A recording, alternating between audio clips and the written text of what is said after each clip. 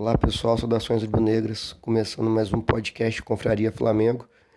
Falar hoje da vitória de 2-0 do Flamengo sobre o Palestinos do Chile pela segunda rodada da Libertadores, jogo no Maracanã.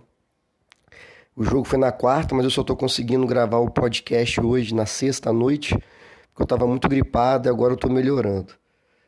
Mas é interessante esperar passar 2 dias assim para poder falar do jogo, que a gente esfria a cabeça e consegue ver alguns detalhes, não só do jogo, mas de comentários em geral, que eu acho interessante. Eu acho que, em relação ao jogo, o primeiro tempo, o Flamengo jogou muito bem, era o Flamengo que eu esperava ver em campo, criando chance, mesmo com o time adversário, né? Quase todo, uma linha de 5 e uma linha de 4 eles estavam fazendo, algumas vezes 2 de 5 ainda, o que já era esperado. O Flamengo conseguiu criar oportunidades, várias oportunidades. Aí vem um defeito que quem me acompanha nos podcasts, nos episódios, que eu venho falando. O Flamengo, dificuldade de finalizar.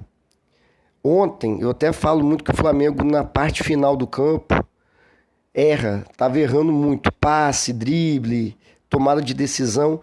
E ontem eu achei que essa questão melhorou, a parte técnica melhorou. Cruzamento, passe, drible, o Cebolinha foi bem ontem no individual, no 1 contra 1.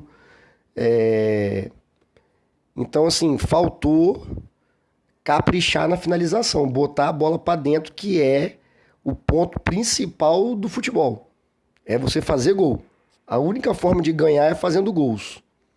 E o Flamengo pecou muito no primeiro tempo.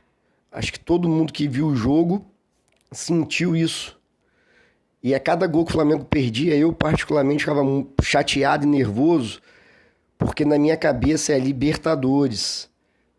Apesar da gente ter ganhado 2019 e ter ganhado 2022 de forma invicta, a Libertadores, como diz o narrador João Guilherme, é traiçoeira. Não tem, sabe? E a cada gol que o Flamengo perdia, eu falava, esse jogo pode complicar. Não pode perder gol em jogo nenhum. Principalmente em Libertadores. Então, o Flamengo faz um golaço no primeiro tempo. Golaço do Pedro, na jogada do Ayrton Lucas. E o Flamengo perde muito gol. Todo mundo viu. O Pedro perdeu um gol de cabeça, o Léo Ortiz perdeu um gol de cabeça, o Ayrton Lucas chutou fraco em cima do goleiro, a Arrascaeta, Cebolinha, todo mundo teve chance. E não conseguiu fazer o gol. E o futebol é assim, cara. Se você tiver a chance, faz o maior número de gols possível. O Flamengo foi, né? Terminou o primeiro tempo. Acho que a grande maioria dos torcedores confiantes que o Flamengo no segundo tempo ia fazer 2-3, porque uma hora a bola teria que entrar de qualquer jeito. Só que quando volta para o segundo tempo, a gente não vê isso. O Flamengo fica apático, esgotado fisicamente, e coisas que não acontecem nesse time do Tite é buraco no meio de campo. O Flamengo volta para o segundo tempo sem força nenhuma. Eu até não digo, como eu vi algumas pessoas comentando, que era desinteresse, salto alto, não. Na minha opinião, os jogadores não aguentavam correr. E quando o Gerson jogava de segundo volante, eu sempre falei aqui que ele era o termômetro. Quando o Gerson estava bem, técnica e fisicamente, o Flamengo ia bem. Agora que o Gerson saiu, está se recuperando, quem está jogando bem é o De La Cruz. O De La Cruz ontem, com 3 minutos do segundo tempo, ele não consegue voltar. Por que eu falo muito do segundo volante? Que é o cara, um dos que mais corre. Tem que aparecer no ataque, ajudar na criação do ataque, fechar o sistema defensivo junto com o primeiro volante. Então o De La Cruz sentiu. Teve um lance, como eu falei no início do jogo, cara. Ele tenta lá pela esquerda, o Flamengo perde a bola, ele volta andando. Um trote. E não é porque ele tá desonrando a camisa do Flamengo ou tá com preguiça, não, é físico. Então, assim, a partir daí, o time do Palestinos teve oportunidade de fazer gol de bola parada. Teve umas 2 bolas paradas lá que eles cabecearam com perigo no gol. Teve algumas finalizações também, contra-ataque, mas não foi aquilo tudo que o comentarista Roger falou. Mais pra frente eu vou falar da transmissão. No primeiro tempo, voltando a falar da tática, tentar falar um pouco da tática do jogo, no primeiro tempo o Flamengo conseguiu atacar muito, criar muita finalização. Por quê? O time deles marcando lá atrás, o Cebolinha, principalmente pela esquerda. O Cebolinha recebia a bola, o lateral acompanhava o Cebolinha. Então o lateral se afastava da última linha defensiva do Palestinos. Que os 4 defensores eles não podem ficar muito longe um do outro, senão cria corredor de ataque, cria buracos na defesa. Então o lateral ia marcar o Cebolinha, ficava um buraco entre esse lateral e o zagueiro central. O que poderia fazer o Palestinos era o volante fechar ali. Mas aí ia abrir espaço para o Arrascaeta, para o De La Cruz, até para o Pulgar, para os meio-campistas. Então, se a gente lembrar, o Cebolinha recebia a bola na ponta, aberto, aí abria esse buraco. Quem que entrava ali? Arrascaeta, Ayrton Lucas. Tanto é que o gol do Flamengo começa assim. O Cebolinha recebe bem aberto, traz para o meio, acha o Ayrton Lucas, que tem um espaço nesse buraco. O Ayrton Lucas entra na área, finaliza de direita, a bola bate na mão do zagueiro e o Pedro faz o golaço. Pro segundo tempo, eu fiquei, cara, tá muito bom por ali. Mas no segundo tempo, o técnico dele já fez 2 mexidas no intervalo, botou os caras mais descansados, óbvio, né? E eles conseguiram tapar esse buraco, né? Que tinha. O técnico deles ajustou, o que também dificultou um pouco o Flamengo, mas não foi isso aí que fez o Flamengo não jogar bem no segundo tempo. Foi uma estratégia boa do técnico deles. Mas o Flamengo faltou perna. Em relação ao Tite, acho que ele demorou para mexer no time. Era nítido que o time não estava aguentando correr mais. Podia ter trocado antes, né? Mas também não é nenhum erro, nossa senhora. E com justiça, o Flamengo faz o segundo gol. O primeiro tempo, se terminasse 4 ou 5-0 para o Flamengo, estava ótimo. Mas terminou 2-0. Um placar que o que eu vou falar agora, esquece o que você ouviu na transmissão da Globo, né? Um placar de 2-0 para o Flamengo foi pouco, tá? Agora, então a minha análise do jogo é essa. O Flamengo jogou muito bem no primeiro tempo, todo mundo viu. O Flamengo jogou muito bem no primeiro tempo. No segundo tempo caiu de produção devido ao cansaço nítido dos jogadores. Com as substituições, jogadores descansados, o Flamengo voltou a ser melhor do que o Palestinos e consegue fazer um gol de escanteio de bola parada do Léo Ortiz, que jogou muito bem. Ótima estreia do Léo Ortiz. Isso aí para mim é o que eu queria falar, que eu quero falar agora um tempo sobre a transmissão. Primeiro jogo do Flamengo na temporada, na Globo, que é onde, né, o canal aberto de maior audiência. O comentarista Roger passou o jogo todo falando que o Palestino era uma merda. Desculpa a expressão, mas era isso que ele falava toda hora. Que o Flamengo tinha a obrigação de ganhar. Eu vou abrir um parênteses aqui. O primeiro jogo da rodada da Libertadores foi Palestinos e Bolívar, no Chile. O time da Bolívia, que não é, né? O Bolívar meteu 4-0. Então, eu não vi esse jogo. Então, eu pensei o quê? O Flamengo vai chegar no Maracanã e vai golear o time do Palestinos. O que poderia ter feito no primeiro tempo.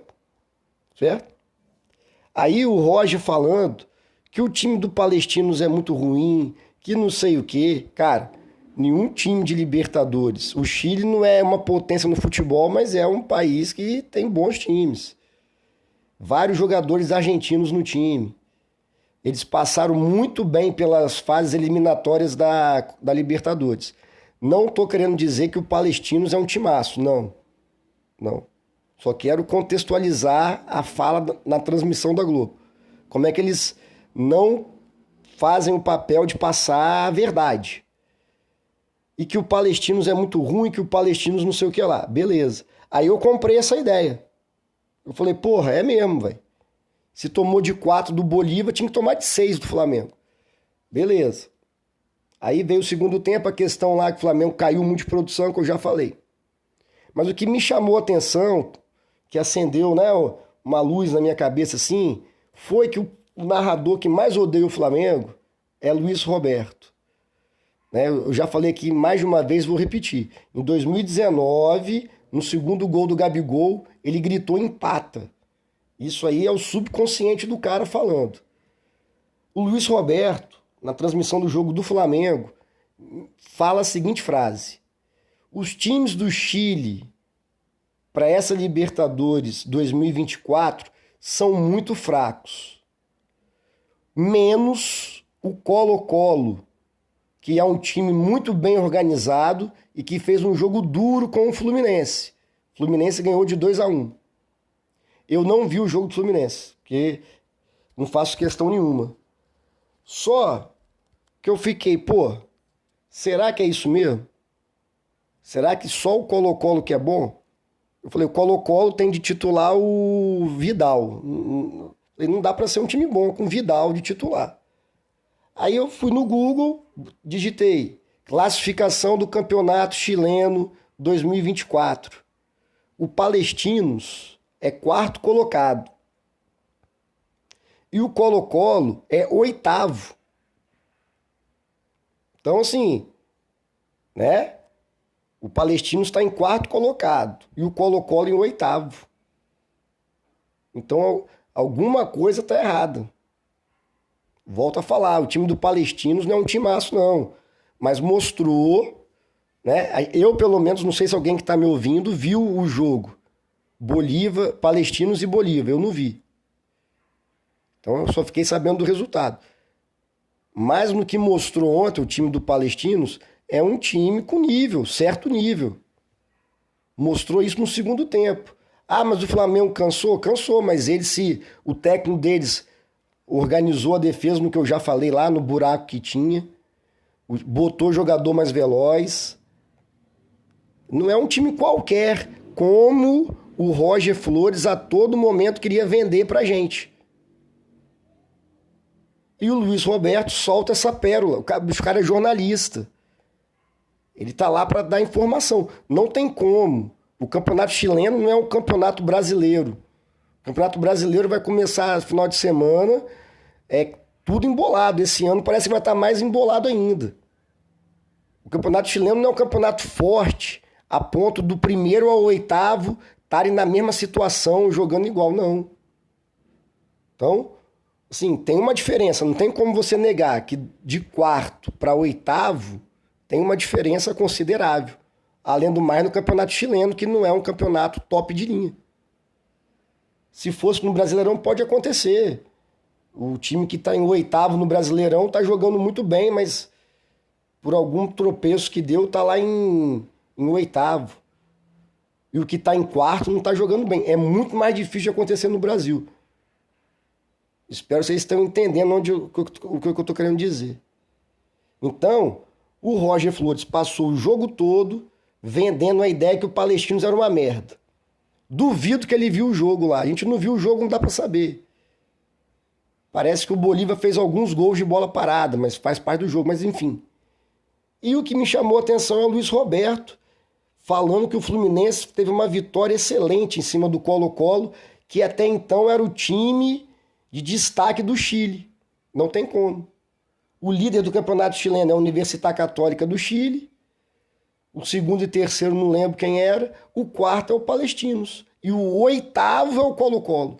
Então, sabe, alguma coisa está errada. Como é que o todo-poderoso campeão da Libertadores Fluminense passou sufoco para ganhar de 2-1 dentro do Maracanã do 8º colocado do Chile, E o Flamengo poderia ter feito vários gols, vários não, mas pelo menos uns 3 ou 4 no primeiro tempo.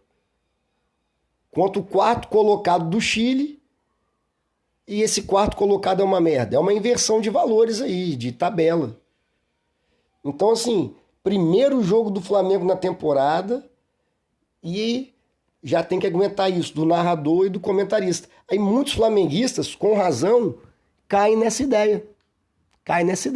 Eu vi no Twitter, vi nos comentários de jornalistas que o Flamengo foi um fracasso. O Renato Maurício Prado, que também não dá para levar muito a sério, mas é um comentarista de carreira, jornalista importante, isso é inegável.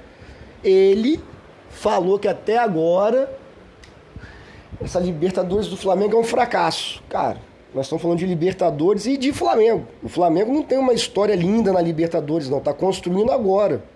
Campeão em 2019, chegou na final em 2021 contra o Palmeiras, sabe?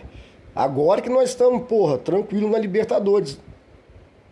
Só que a Libertadores, como diz o João Guilherme, o maior narrador que tem, ele narrando a final da Libertadores de 2019, é um documento. Graças a Deus que ele também narrou o jogo pela ESPN na época, porque senão só ia ter a versão, a gente ia mostrar para os nossos filhos o jogo, no segundo gol do Gabigol, o cara gritando empata. Aí é só ouvir a narração do João Guilherme na ESPN, quem quiser tem no YouTube, é totalmente diferente. Então o primeiro jogo do Flamengo no ano já tem isso aí. Comentarista falando besteira e narrador falando que um time que está em 8º lugar no campeonato chileno é melhor do que um time que está em 4º. Não faz sentido nenhum. É uma aberração, sabe? Mas enfim, falei um pouco sobre isso, que é uma coisa que me incomoda muito. Eu acho que vários flamenguistas passam por isso. A gente não quer que o narrador fica puxando o saco do Flamengo ou falando... Cara, todo mundo tá vendo o que tá acontecendo no jogo. Não adianta. Todo mundo tá vendo o jogo. Se fosse na rádio, tudo bem. Mas ali, com a televisão, com a imagem nítida, não dá. Só que eles fazem de tudo para tentar criar uma outra narrativa de que o Flamengo tá sempre errado, assim, sempre tá com algum problema. Estão querendo botar crise lá no Flamengo. Não dá, né? Não dá. Alguns questionamentos. Por que o Tite colocou o time titular no Campeonato Carioca se, né, já estava ganhando o primeiro jogo de 3-0? Porque agora vai cansar. Cara, tudo bem, é uma crítica válida, mas depois que passa é fácil de falar. O Flamengo passou 2023 sem ganhar nada, sabe? Se o Tite entra com time reserva e toma 1, 2 gols no Nova Iguaçu, dá aquela pressão, pode acontecer, futebol pode acontecer tudo. Agora, o que eu acho que o Tite pode melhorar são as 5 substituições. Pode trocar mais rápido. Antes, 5 substituições é metade do time, o goleiro não conta, né? Só para finalizar, mais uma vez falo aqui, na minha opinião, Luiz Araújo não tem como ser titular, sabe? Não tem como ser titular. Pode muito bem testar o Matheus Gonçalves no lugar do Luiz Araújo. O Matheus Gonçalves é novo, mas já tem uma bagagem, o moleque joga bola. Ele dá chance atrás de chance pro Luiz Araújo, que não produz nada. É um jogador improdutivo. A bola cai no pé dele, não tem um lance de perigo, não tem um cruzamento certo, não tem um passe que vira assistência. Ele domina, dribla para trás e toca no volante, ou toca no zagueiro. O jogo passado contra o Palestino foi o tempo todo isso. Domina a bola na ponta direita, traz pro meio e toca para trás. Sabe? Espero que o Gerson voltando, ele tire o Luiz Araújo e coloque o Gerson.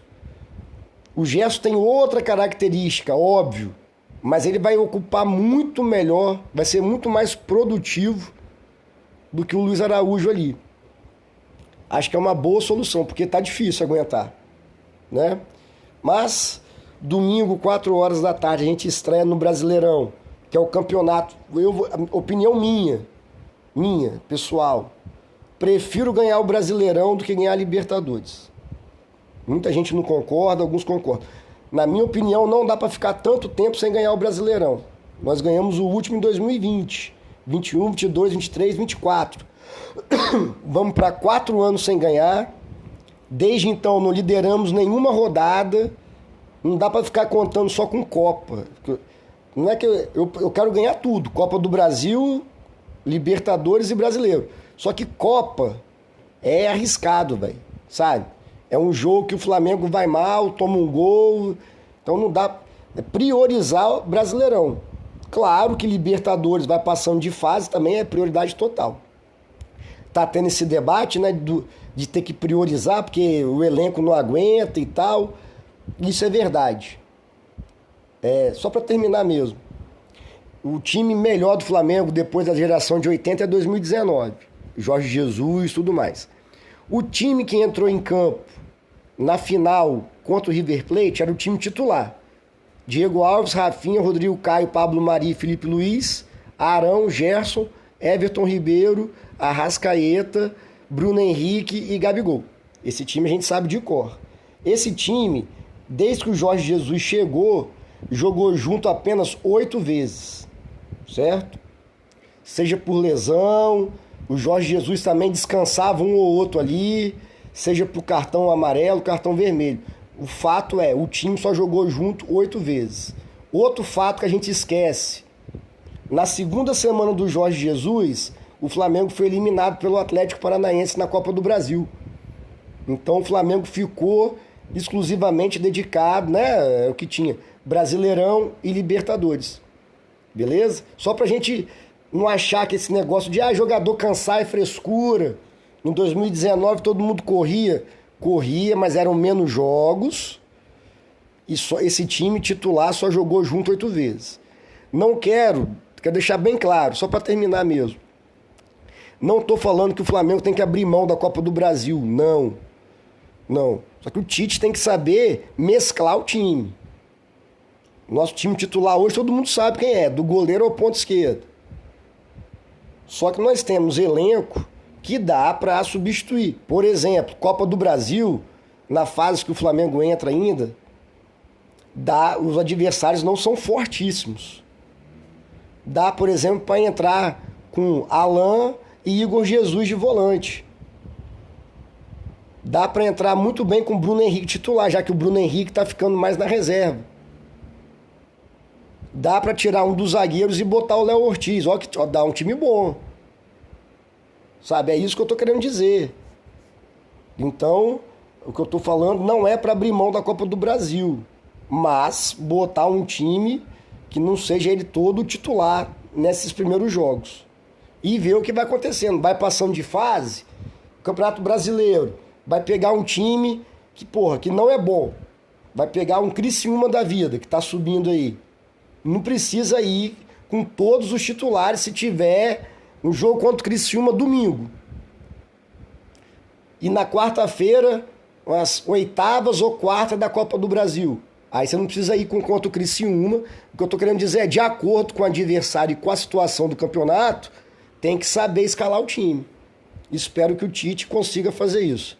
Valeu, pessoal. Saudações rubro-negras, abraço.